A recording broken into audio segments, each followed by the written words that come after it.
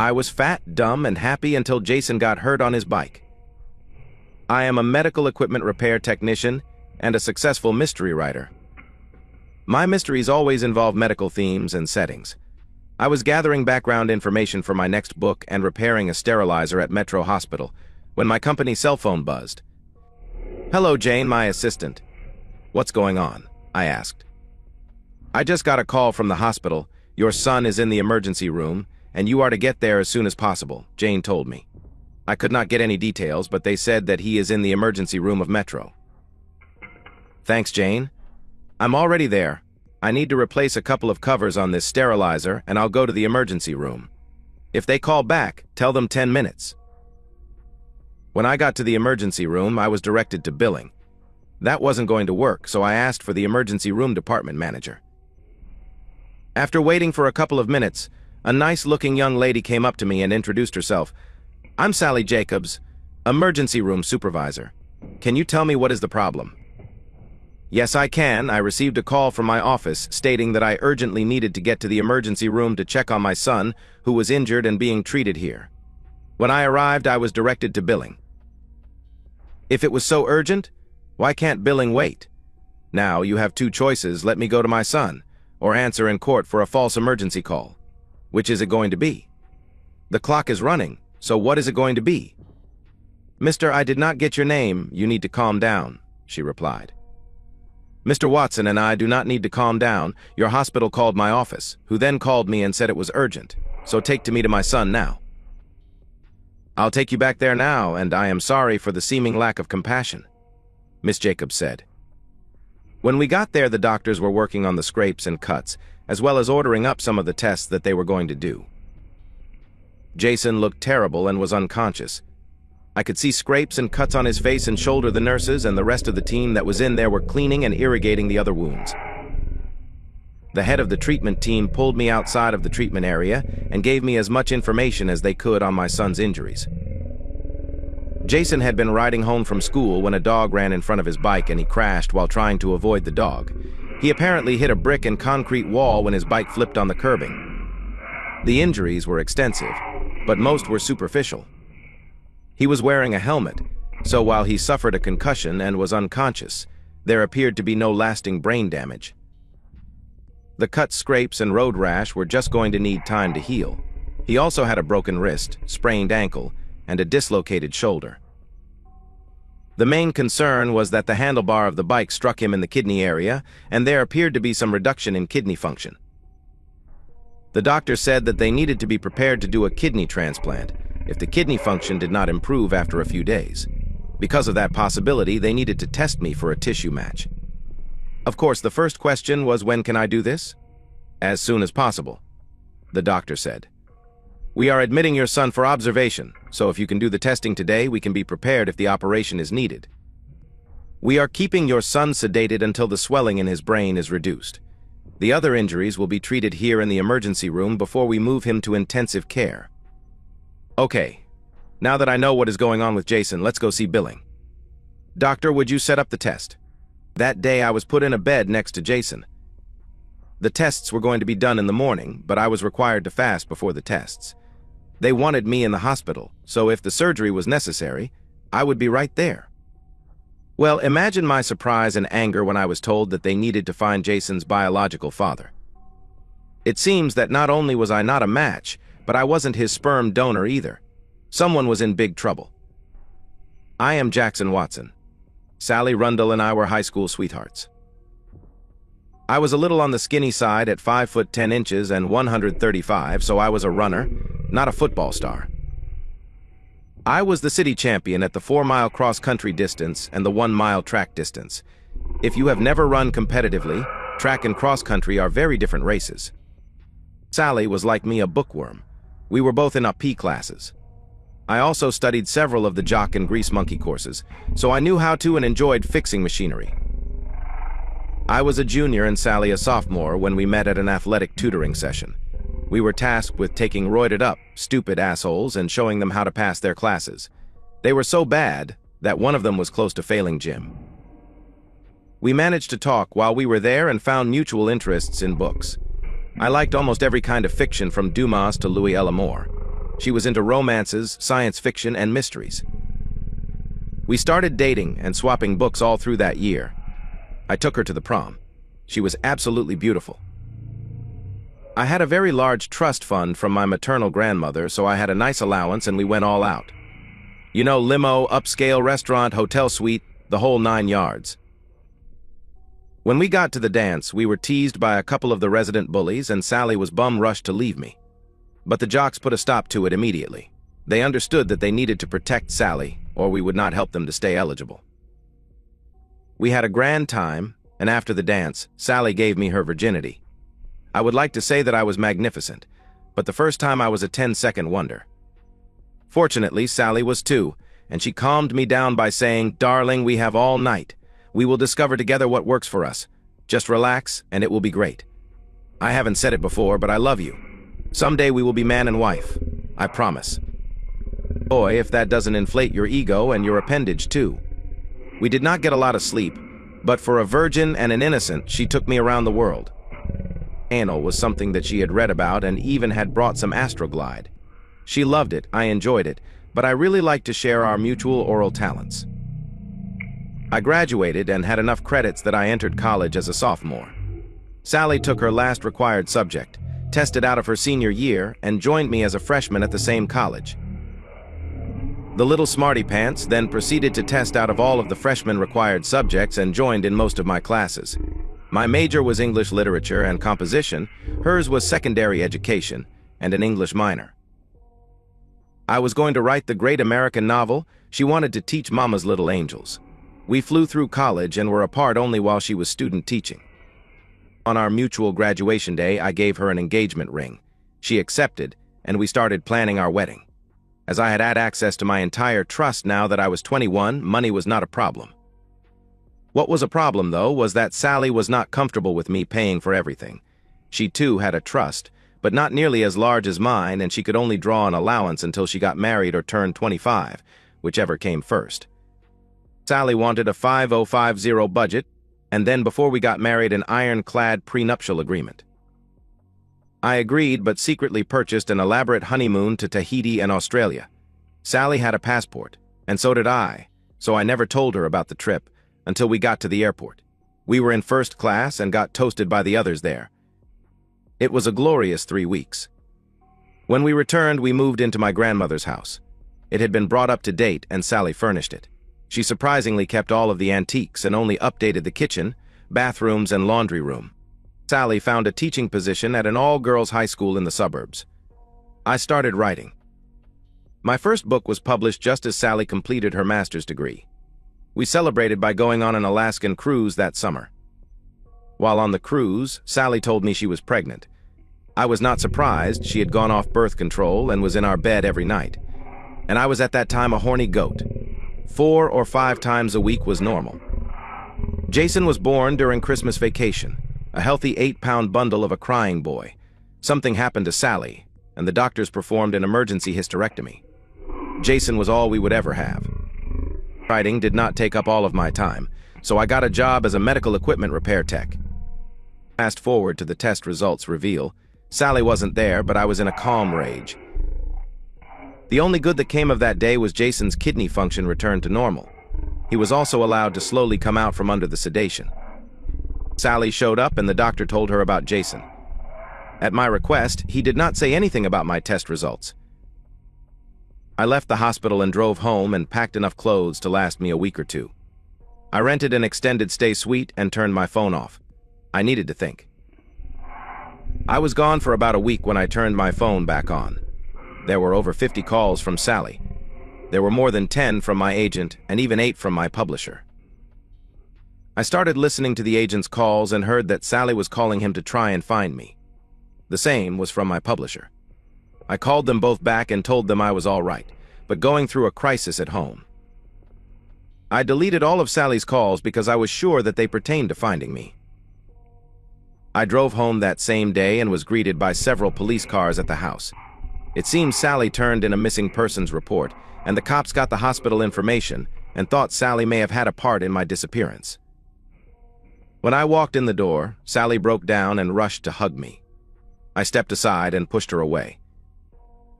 When were you ever going to tell me? I asked with a cold voice. Sally looked like I had slapped her. What do you mean, tell you? Tell you what? When were you going to tell me who Jason's sperm donor was? I won't call him a father, because he has never, at least as far as I know, been a part of his son's life. Sally just collapsed and started bawling. I went over to the police officer in charge and explained what happened and said I would come down to the station in the morning to clear everything up. I then picked Sally up and carried her into the master bedroom. Then I took the rest of my clothes and moved them to the other side of the house into the guest suite. Sally never moved while I was doing that. She finally fell asleep. I went to bed and in the morning went to the police station and explained where I had been. They were pissed at Sally but realized that she did not do anything wrong when she filed the missing persons report. To say things were frosty in the house would be understating the obvious. Sally was constantly checking me out. She acted like at any second I was going to strike her. After 2 days of walking on the thin ice at home, I exploded. Well, bitch, are you going to tell me who you fucked to produce your son? I would also like to know how you managed it when you only went to school, the library, and slept in our marriage bed every night. It sure as hell wasn't an immaculate conception, because the compatibility test showed male chromosomes, just not mine. Answer me, bitch. Sally was by this time crying again. She sobbed, I'm sorry I didn't know he wasn't yours. I was only with the professor one time when I told you I was in the library. So it was only one time, was it? Did I get sloppy seconds that night? Did I suck out his juice when you got back home? Answer me, bitch. Sally ran out of the kitchen and closed the bedroom door. I decided to do what I do best, so I wrote, Sally, this is to inform you that we will be getting a divorce for sure if you don't answer all of my questions. We may be going that way even when I get the answers, but I will get the answers. 1. Who is Jason's biological father? 2. How long did your cheating go on while you were supposedly studying for that goddamned master's? 3. Was the sex totally consensual? 4. When were you going to tell me, if ever? Your, who always has been, faithful husband, Jackson Watson. P.S. I will enforce the prenup if we divorce, so you might want to investigate where you will live if and when that happens. This is my house. Sally was up and around the next day. The note was gone. She acted as if it had never been read. Stop, I screamed. I know you read that note. You have 5 minutes to answer those questions or you are out of here. Do you understand? She sat down, took the note out of the housecoat pocket, and looked at it. I'm so sorry, Jack. Professor Roger Klein must be the father. It went on from the second class. He accused me of plagiarism and said if I didn't sleep with him until I got my degree, he would expose me. It turns out I quoted something without attribution and he caught it. I forgot all about going off the birth control pills. When I got pregnant, I was so sure it was yours that I told the professor that we were done and if he complained, I would report him. He would have lost his job and his teaching credentials. He left me alone after that. So you never thought to come to me and tell me that that slime ball was blackmailing you, I asked. I was afraid, and I thought he would stop me from getting my degree that I worked so hard for, Sally answered. So you thought more of your precious degree than your forgotten marriage. Is that it? I was scared, now I am terrified that you are going to do something stupid and I will lose you, Sally replied. I am going to do something. I'm going to sue the bastard back for child support and make sure that he never teaches again. I will spend every dime I have after our divorce to wreck him. Our divorce, you said that you might not if you got the answers, Sally answered. That is true, except you forgot the lie. When I first asked you, you said it was only one time.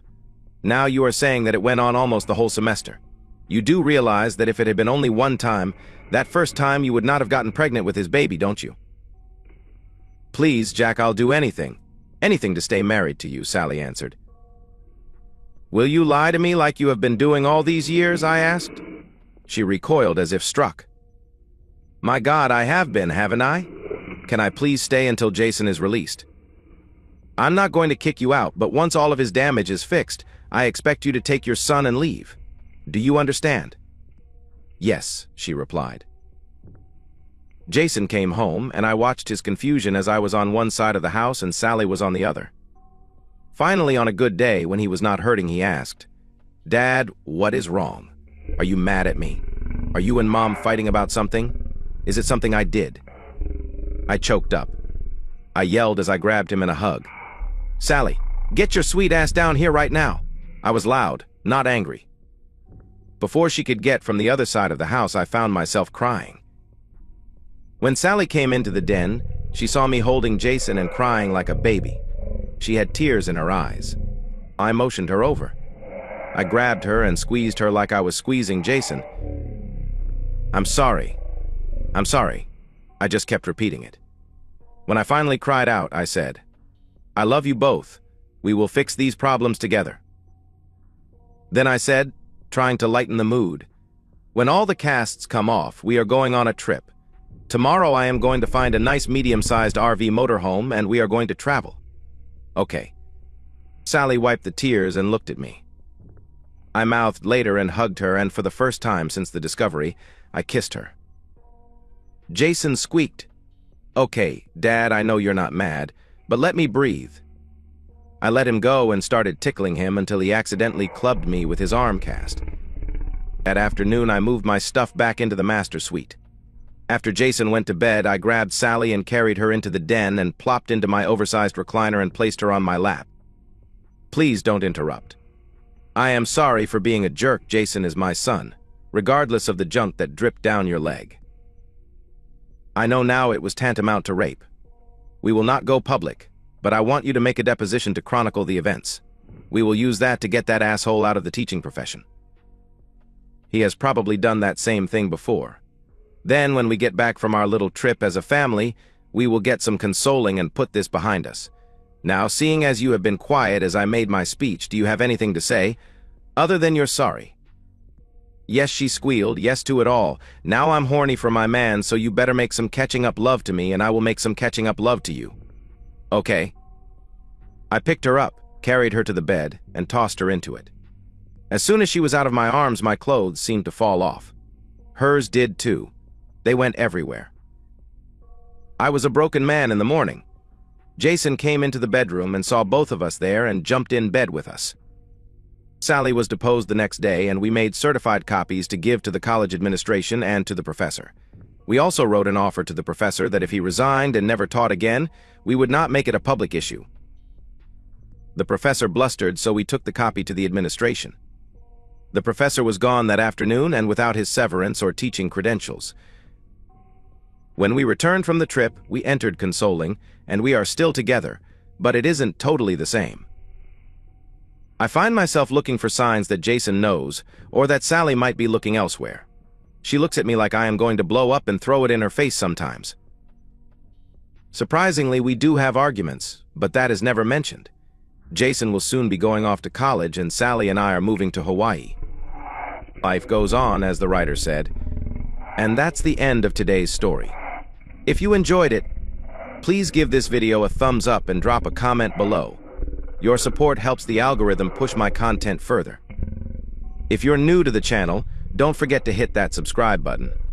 It really helps me keep creating more stories for you. Thanks for watching, and I'll see you in the next one. As soon as Lisa came in the door, I took one look at her, and somehow I knew. I knew that my wife had cheated. She had told me that she had to work late, maybe she did, but somehow I knew she had done more than work. How did I know? Part of it was just intuition, and part of it was the look on her face and the nervous way she moved when she got home that night. Lisa was a terrible poker player. For my part, I have a good poker face, and I didn't let on that I suspected that my wife of 5 years had done anything wrong. What I did do was hire a private investigator. I wanted proof. Lisa and I were both 27. I met her during our senior year of college. We dated for 2 years before getting married. One thing that I thought we had in common was our values and that we believed in total fidelity to each other. I had made it clear before we tied the knot that cheating was definitely a deal breaker. The sad thing was that up until now, I had thought we had a perfect life. I'm not one of those guys who is so focused on his career that he ignores his wife. On the contrary, I was always buying her flowers and little presents. I took her out and wined and dined her. And she never lacked intimacy, as I have a pretty high drive. I've been told I'm good-looking and I work out to keep in shape. Yeah, I'm sure I have my flaws, but taking care of my wife wasn't one of them. Lisa wasn't what would be termed a stone-cold fox, but she was pretty and had a nice figure. She had curves in the right place. Lisa worked as a paralegal for a prestigious law firm. She was usually home at the end of the workday, but occasionally had to work late on an important case. I work in the high-tech industry and make a good living. Lisa came from a fairly wealthy family. Her dad owned a large ranch in Texas on which oil had been found. He had insisted that we sign a prenuptial agreement. Included in it was that in the event of divorce, none of the assets we had prior to our marriage could be touched, and further, any inheritance from family was likewise exempt. I wasn't marrying her for money, so I had no problem signing. I never cared for her dad as he was a devout racist, always disparaging blacks and Mexicans. At least I didn't see that trait in Lisa, and since we lived a long distance from them and didn't spend time around them, I was fine. The private investigator that I hired was the one a buddy of mine had used to get the dirt on his cheating wife. He had been impressed with how efficient this guy was. Anyway, the day after I first suspected something was wrong, I was in the private investigator's office telling him what I wanted, and once he accepted my retainer, he went to work on the case. It took my wife a few days after what I thought was her first time to cheat to return to normal. I had continued to act the role of the loving husband, and she obviously thought she had got away with it. It was exactly a week later that I got the call from her that she had to work late again. I called the private investigator and let him know. Again, when she got home, she looked somewhat guilty. Not as bad as the first time, so I guess she was getting used to the idea I wouldn't find out, and she could do as she saw fit. I got a call from the investigator the next day that confirmed my suspicions. She was screwing some guy she worked with, and they were doing it right in the offices after everyone else had left for the day. Apparently, he had some photos made through the window from the building across the street, but they weren't all that clear. He asked me if I wanted him to continue on the case, and I asked him if he could get them on video. He said it could be done, but it would cost more. I wasn't hurting for cash, so I told him it was covered and to get it done. As for me, I came down with a stomach virus that kept me from having intimacy with my wife. Or at least that was what I told Lisa. I only hoped I hadn't already got an STD from her. I then set my plan in motion. I guess one of my faults is that I like to play poker. I would get together maybe once a month with some buddies to play. I usually came out ahead, so I thought for an amateur I wasn't bad. I also played poker online. Nothing big, just $5 and $10 buy-in games. We had built up a nest egg of a little over 200 grand, and since I contributed the most, I didn't want Lisa to have any part of it. That's where online poker came in. With my knowledge and skills, I set up 5 untraceable accounts on a poker site to work through. All accounts were mine, so I was able to play myself in head-to-head matches and lose to myself. Yeah, I lost some to the site, taking a rake for each game, but it was less than what Lisa would get in a divorce. It would be less suspicious if I lost all our money to 5 other players than to just one. The site I played, of course, wasn't based in the U.S. and wasn't likely to give up any information on their clients. It took a week, but by then I had cleaned our bank accounts of all but 10 grand. Once again, exactly 1 week to the day, Lisa called and said she had to work late, and I called the private investigator to let him know. He told me he had it covered. This time, when my wife got home, there was hardly any trace of guilt. She was getting good at cheating. The next morning, I got the call from the private investigator, and he said he had what I wanted. I headed for his office and picked up the DVD. He told me he could have a written report in a couple of days if I wanted it, but I told him that this should be enough. I paid him for his time and told him I would call if I needed anything more. He told me he was sorry about the way things turned out. I laughed and told him he had no reason to be sorry. He wasn't the one cheating on me. I took the DVD and went back to work and locked myself into my office, telling my assistant that I didn't want to be disturbed. I noticed I wasn't nervous when I clicked play. Hell, I already knew she was messing around with me, and it wasn't like this was going to change anything. The video had obviously been shot from a hidden camera in the law office. It had a high-quality picture as well as sound. I don't know how the private investigator pulled it off, and I don't want to. All I cared about was that I had what I wanted. I had never met the guy my wife was being intimate with, but the private investigator had provided me with a lot of information on him. I knew he was married with 2 children. I knew who his parents were and where he grew up. I knew where he went to church with his family. What I hadn't known and only learned when I watched the video was that the guy was black. I hadn't seen the first pictures the private investigator took as I wanted video, and the private investigator hadn't mentioned the fact that my wife's lover was black. Now I know what you are thinking. She went after a big black Johnson. Well, when I saw him, I noticed he wasn't any more hung than I was. Maybe even a little smaller than me. I watched the video with total detachment. I had already lost all feelings for her.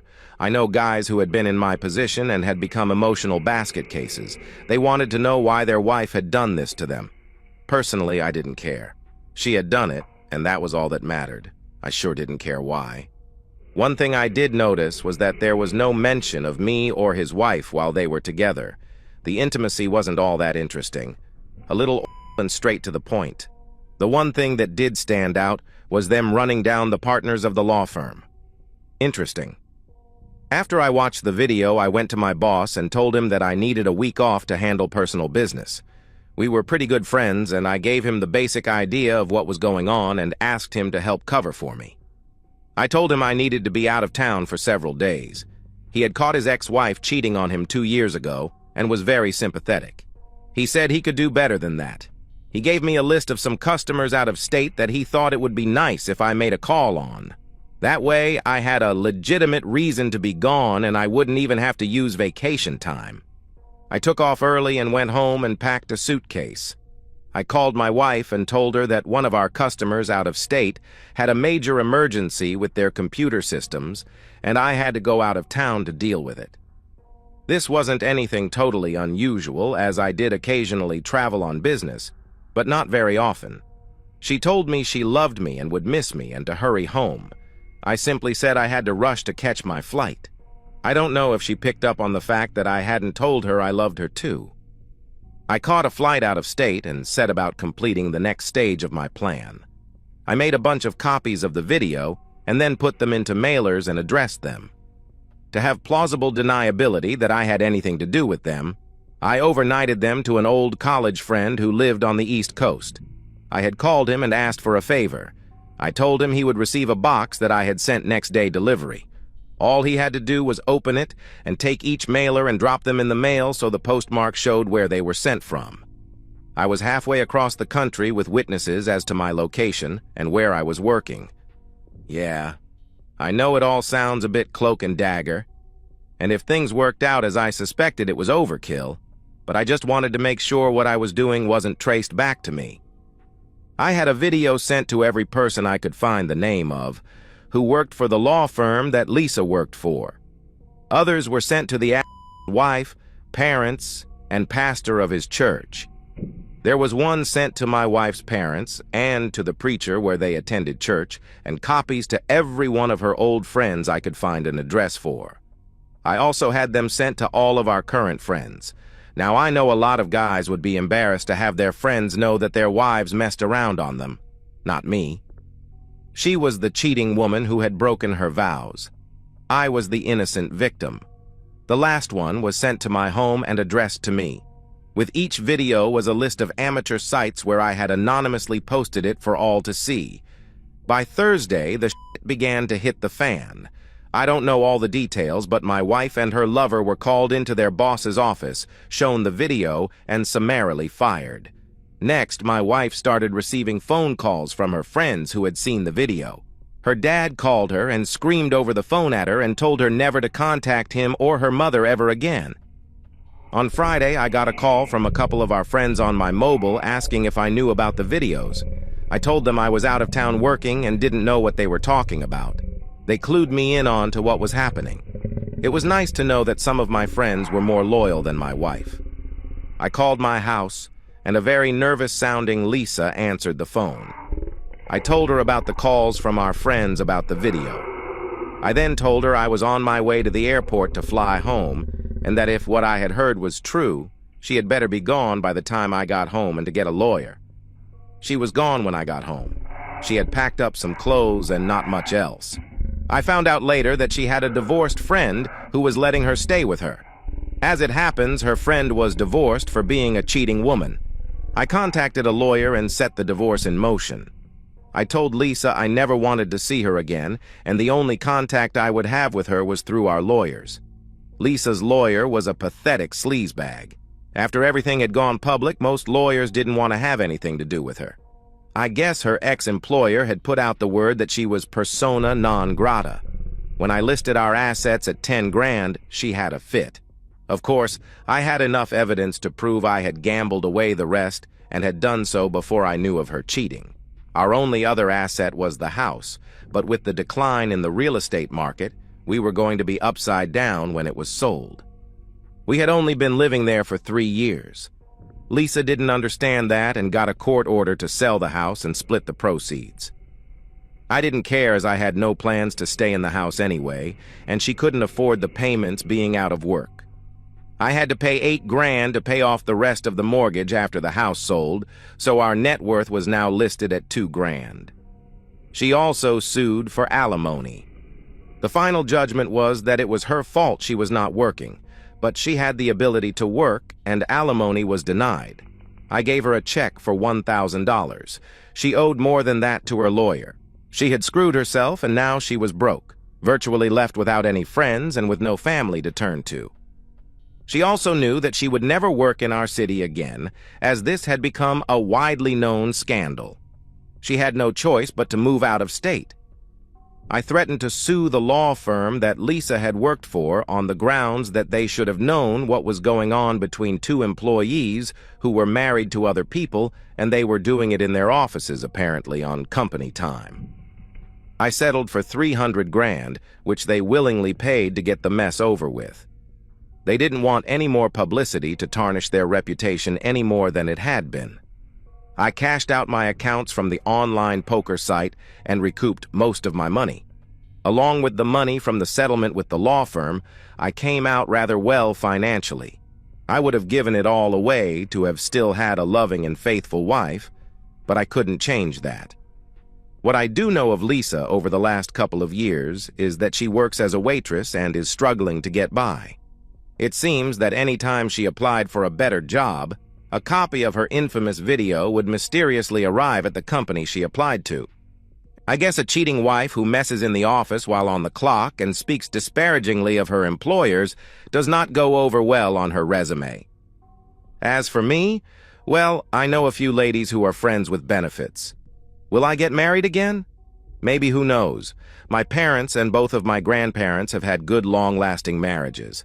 Maybe I'll get lucky and meet the right woman. Of course, I will let her know how I feel about cheating, even though it hasn't done much for Lisa and me. And that's the end of today's story. If you enjoyed it, please give this video a thumbs up and drop a comment below. Your support helps the algorithm push my content further. If you're new to the channel, don't forget to hit that subscribe button. It really helps me keep creating more stories for you. Thanks for watching, and I'll see you in the next one.